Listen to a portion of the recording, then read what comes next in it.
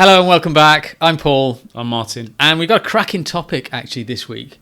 So it's something that I've been sort of exposed to in terms of my boy playing at a level, his mates around him getting involved. And this is academies. So what's the whole deal? Why become an academy player? Help me understand this process and educate me as to the pros and the cons of potentially being an academy player, and maybe educate the listeners as to what is that process and how does the whole thing work.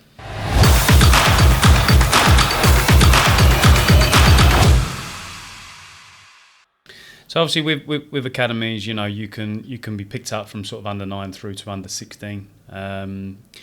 And the way you get picked up, you can either be, you know, scouted, or someone can recommend you, or, you know, say someone at a grassroots team, you know, knows someone at a professional club. They might go, look, you know, this kid's got quite a lot to offer. Would you like to have a look at him?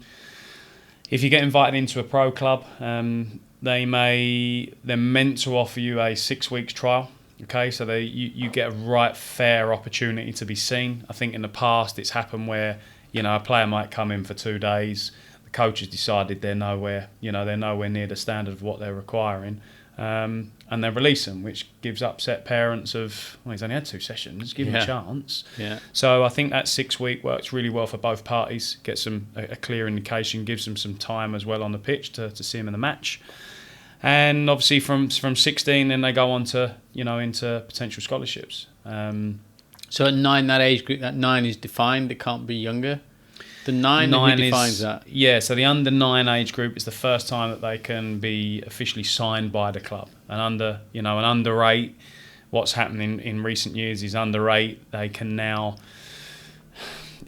The under 8s is a crazy world in itself, because what happens is the clubs will invite them in, but they can't sign them. So, you know, I've stood at academies before where you've got, you know, a dad telling a story to another dad saying, right, Monday we go to Arsenal, Tuesday we go to West Ham, Wednesday we go to Tottenham. This is 8-year-olds just being touted around almost, completely, with a view to then going into academies. So all these clubs have seen a bit of a talent in him, and they're all trying to, you know, get as close as they can with the parents to try and go, look, come on, you know you like us best, you know, sort of. So thing. when you say sign at 9 years old, I presume there's no fee, or maybe there is if you're a highly talented player. I'm sure a scout was telling me, QPR scout told me a couple of years ago that I think it was a Scottish kid, not how old he was. Chelsea signed him, relocation fee, house, mum and dad, the whole thing, £500,000 or something. I don't know whether that is. I mean, clearly that's not common, but it happens. Can it happen? Yeah. I mean, if they're moving from a grassroots team and they're going straight into an academy, then obviously there's no fees to be paid or anything like that. You know, they're just getting the opportunity to go. If they're at another club, if they're at a professional club, and another professional club is very interested in taking them, every year that goes on, there's a compensation fee. Right. So I think it's something like £2,000 every year. So if you're signed at under 9 and you last the whole season, technically that compensation is around, I don't want to say it's exactly, but it's around, I think it's around £2,000, £1,500. Every year that goes on, obviously that fee goes up naturally. And then once you get to a slightly older age group, that money raises per year as well. So it may go from £2,000 to £5,000 per year. So if the player, so the higher club wants to take the player from the lower club, for example, that's going to be what the fee is. So, which again is plus if they want to, presumably if the club really wants you, they can also pay the fee to buy you. Yes, and they can also put in that they're gonna, and I've heard many stories, you know, like you said, they're gonna buy mum and dad a house. Correct. You know, the boy's under 10 or under 11. Yeah. But they fancy him that much and they back him that much. Mum's going to get a house. I've heard of, you know, mum and dad getting a car bought for them, going into private schools, getting them a job, maybe at the club or somewhere else. Yeah. So it's, as we said, football for me it's a complete business now, from 8 years of age all the way through. Okay, so I'm in. What do I get? What you're gonna get is the highest coaching that you're meant to get in the local area. Okay. You know, coaches that are which could be very varied depending on where you are geographically, I guess. Completely. Yeah. You should be getting qualified coaches. You know, that got DBSs, and they've got, you know, they're all child protected. They're going to be first aid and all that sort of stuff. There's going to be physios on hand all the time, just in case the player gets injured. You're going to be sort of guaranteed training times throughout the week. You're going to be guaranteed match time. And what's that typically? 2-3 days? I mean, what's the commitment? Does it get more as you get older, presumably? Or? Yeah, I think most clubs work on the basis of, you know, say a Tuesday evening session, Thursday evening session. Some do Saturday morning session, and then the game on top on the Sunday. Yeah. Some do similar, just obviously different days. But yeah, there's this kind of like a standard contact time on the grass that they have. And yeah, they also sort of back the schools as well, which to be honest is a really, really positive thing. So if your boy's starting an academy, and you go to the guys there and say, look, you know, the coach he's really struggling with school, a lot of the academies will support you in that and go to the school and help, whether it's a behavioural thing, whether it's an educational thing. So it's kind of a nice package, you know. Brilliant. Does it cost me anything? Some, strangely enough, do cost you something. Okay. Yeah. Some don't. A lot don't. A lot of the higher clubs don't. Some will say about, you know, look, you know, because we're a lower club, we're going to need to buy your kit, and you know, and I've heard scenarios where, you know, an academy under 11, for example, goes into a club, signs, brilliant, you know, the club want 400 quid or 300 quid. Well, it's academy, everything's paid for, that's the advantage, you know. Yeah. Yeah, but it's for the kit. Okay, so what's he getting? He's getting a suitcase. He must be getting a sofa. He's getting everything. Yeah. No. Get shorts, socks, t-shirt, jumper, rain jacket. Okay, so that's 400. Okay, fine. So what they've worked out is they've got it from their factory, wherever their factories are. They've put on their profit margins, and they've sold it to the parents on profit margins. Yeah. Which, for me, someone ringing me and asking my advice is ludicrous. Great business model for the club. Yeah. Nice for the kit supplier. Yeah. I've been in that situation with a particular academy. Great little business for us. Yeah. Sitting where I am now, not with that brand, not involved with that academy, I'm thinking, yeah, that's a one-sided. Okay, yes, free coaching and the physios and everything around, and of course the facilities. This was a nice academy. Little bit sticks in the throat a little bit, doesn't it? That there's a kit fee being paid, but to all intents and purposes, I'm committed, I'm signed to this club, and one of those, probably at least one of the kids in that year group, is going to make the club some money. Yeah. The cynic says they're farming the kids, and yet the vegetables that are being planted are paying for the privilege of being planted to be farmed.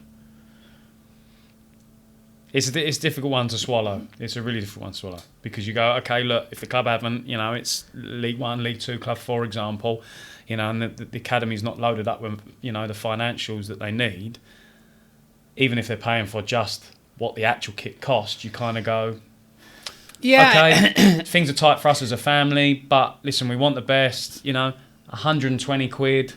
Okay, no problem. We can take that. But then to earn on it is a little bit difficult to swallow. Like you say, in years to come, you know, and we've all seen the stories, right, where someone's come through the academy and then sold to United or City or Arsenal for 8 million or 3.2 million or whatever it is.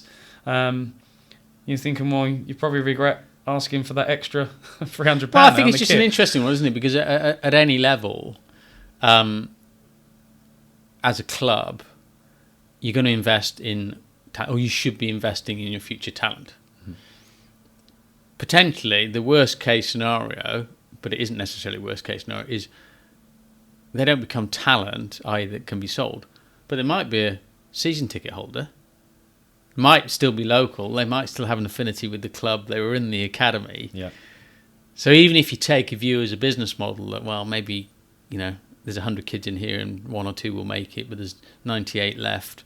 If 20 of those become season ticket holders, there's still a return, of course, on that investment. Yeah. As I said, there's ways of doing it. There is ways of doing it. So okay, I've got that. Got my coaching. It all sounds great. Is there a reason not to? So, and I'll throw it. I'm going to answer my own question here. The experience I have had locally, so I'm Oxfordshire, is that a 9-year-old may be picked up by an academy, but the 9-year-old is then not able to play his or her club football with their mates. Yeah. Which is actually the probably at that age the real fun bit. They're really enjoying playing with the schoolmates. Yeah. Can't do that anymore. You're in the academy. You only play for us. You only do that. Yeah. I'm not sure I get it, but I don't get it at 9 years old. There's a few sides to that, isn't there? There's one like, listen, they're 9. They're not going to be 9 again. They've got schoolmates. They've got their teammates. They're playing the grassroots.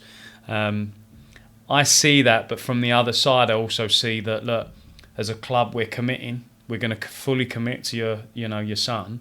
We're going to give him the best qualified coaching we can possibly offer, rather than, and not in a disrespectful way, rather than sort of dad at grassroots who's a lawyer trying to do his best. We're not offering that. We're offering the best coaching we could possibly get. We want to spend as much time as we can with them, and we want them to understand and learn as quick as they can that if they're going to move clubs later on in life, they're going to pick up new groups of friends all the time. Yeah. So, yes, they're still seeing their friends at school. Okay, they may not see their friends so much at the grassroots, but it goes back to that commitment again, doesn't it? It's a life choice of what do you want to do, where do you want to go. So, I get it. It's a tough one. It's an interesting one. I don't want to delve too deeply into it, but I also think there's the element of, particularly at that age, parents are dead proud of a 9-year-old being in an academy. Yes. Brilliant.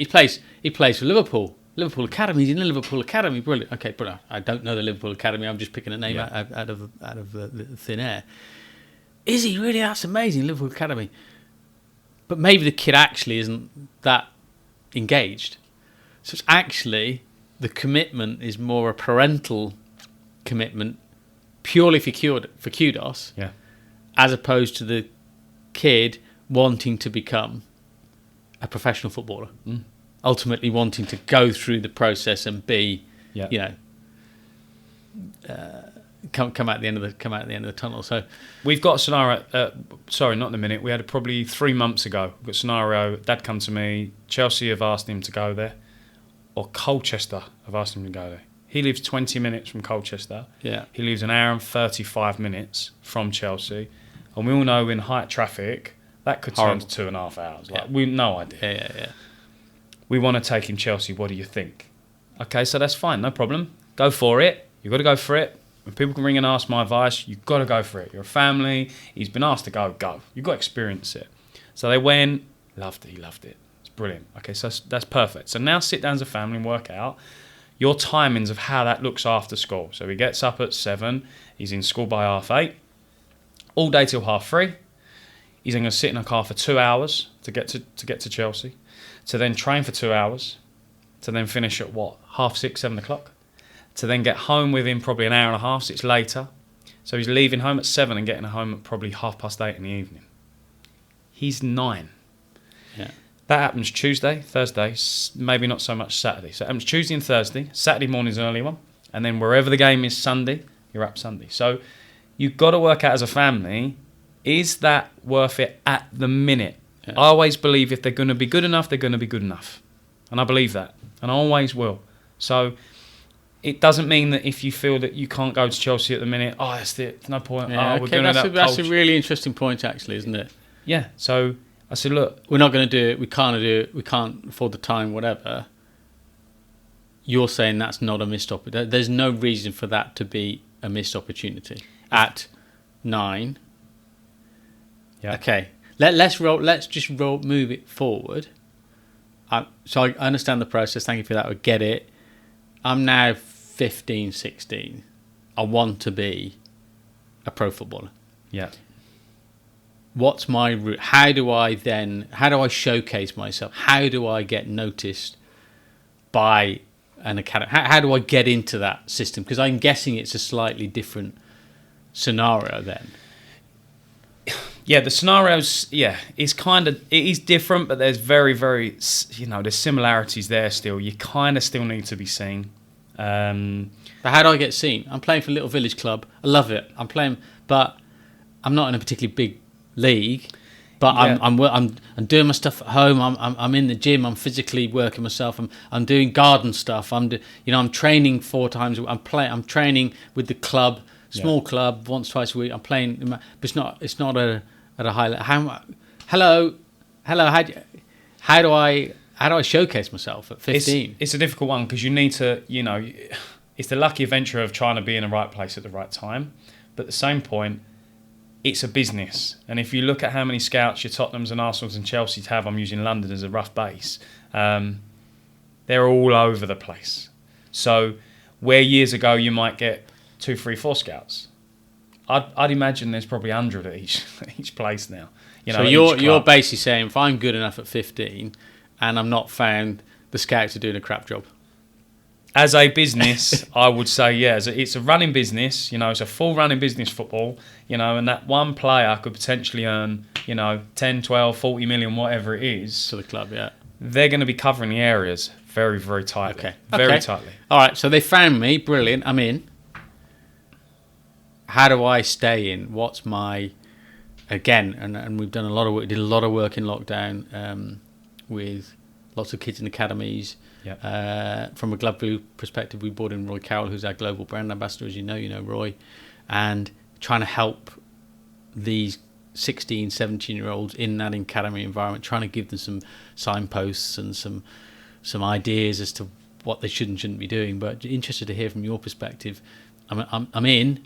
Yeah. I'm 15, 16, let's say. I really want to be a pro. What do I need to do to make sure that I really continue to be involved in the academy program and ultimately in the club? I think consistency is going to be a big word. The having the relationships with more of the senior players at the club, so you feel comfortable enough to ask. I mean, I did my scholarship at Tottenham, and I felt really close to Ian Walker, was the first team goalie at the time, and I felt close enough with him to go, look, what would you do in this situation? Now, you can only take his advice. It's his opinion and his advice. It doesn't again mean we're going back to whether he's right or wrong. Yeah. You're trusting him. The guy's played for Tottenham. He's played for England. You feel confident enough to go, look, this has happened. What do you think? I think having them little bonds and relationship, but choosing wisely who they are with, I think that plays a massive part in continuing your pathway. I know John Terry at Tottenham used to do it a lot with the Chelsea young ones. Because he's come through that as well, the system, he gave a lot of time. By the sounds of it, he gave a lot of time to the young boys. And I think he would always be there for them if they needed to chat about stuff, But more on the pitch and the physical side is, constantly ticking off the boxes of making sure you're doing all your 1%ers, And again, at a club like, at academy level, you've got access to a hell of a lot of things. So what they're saying is, and they do this with coaches as well, if you want to order equipment, no problem, we'll get you that, no problem. But there's no excuses.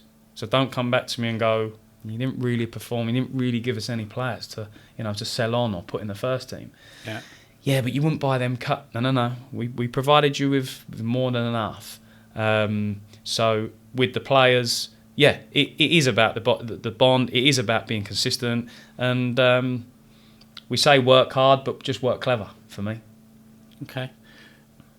Just to sort of finish on, you have experience of the English system, academy system.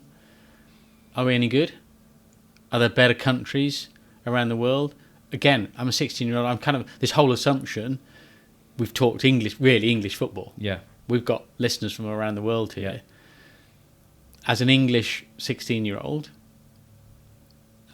is it right for me to go to an English club? Or do you know what? Actually, are international academy opportunities now opening up in a way, and we're seeing, I don't know, let's take Owen Hargreaves as an example. The younger players seem to be being picked up by European clubs in particular.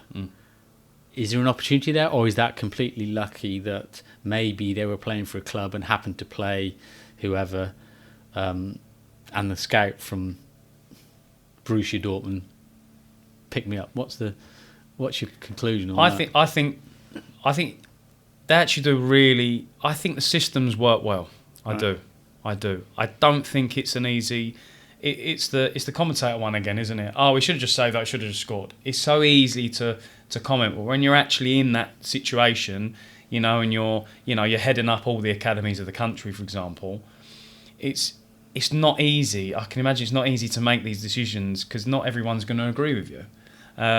So I think the system works. I think it works well. I do worry that the age is getting younger and younger, that we're picking them up, which comes back to your point of, what's really I want my 9-year-old to come and join, great. But it's got really good connection. Is that going to make a massive impact? Because if he's going to be happier playing with them and playing with them, surely you've got a happier boy, so he's going to progress easier and better. I would just love to see more clubs just focus on the players that they've actually bought. I've been at clubs where, even at Fulham, we had 5 or 6 really good young ones coming through at that stage, and Vic Bettinelli's been there a long, long time at Fulham, an outstanding coach, probably one of the best I've met. And a couple of scouts were like, I found this great under 15 or under 19 or under...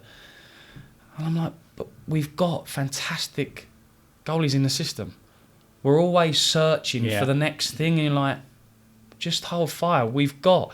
And Vic went and bought, Vic went and found Marek Rodak, funny enough, who's the goalie playing for Fulham now, under 15, came over, absolutely immense, kept him in the system the whole time, and he's playing. He's been there probably, 8 years, 6 years, but they've just continuously stayed with him. Which is the perfect scenario for the club. Brilliant. That's the return on their investment. Of course it is. And same Marcus Bettinelli, Vic's son, came through the system and just kept going and grinding away at it and keep working at it. And, there'd been scouts gone, but Gillingham have got or Orient have just put an under 16 in goal for the first team. Yeah, that's great. Good for Orient. We're going to focus on what we've got. And I think that's the fear with clubs, that sometimes they look at so many different avenues and don't forget what you've got, And if you back your coaches that you've employed, you should back your own system, And I get that sometimes you need to venture out and you may need, that you don't think they're going to be quite there and quite... So you need to scout out a little bit. I get it, but let's just focus on what we got and try and keep, like you say with the English, the English system, trying to keep the homegrown coming through, and we stop looking at, it's nice to see homegrown players. I'd love to see the stories more of Billy signs at under 9, 10, 11, 12 and goes all the way through the system. I love them stories, but you don't really hear them anymore. You don't really hear much of them. It's brilliant. It's a fascinating topic, and you've given me the education there. If I want to become an academy keeper, I think it might be a bit late for it, my age. But hopefully it's also given you guys some advice. Feel free to reach out to us, info@developinggoalkeeping.com, if you want to find out a little bit more or need to connect with us, or if you're watching this on YouTube, then comment below and we'll come back to you. But hopefully you've learned something more today, and we'll see you again next time.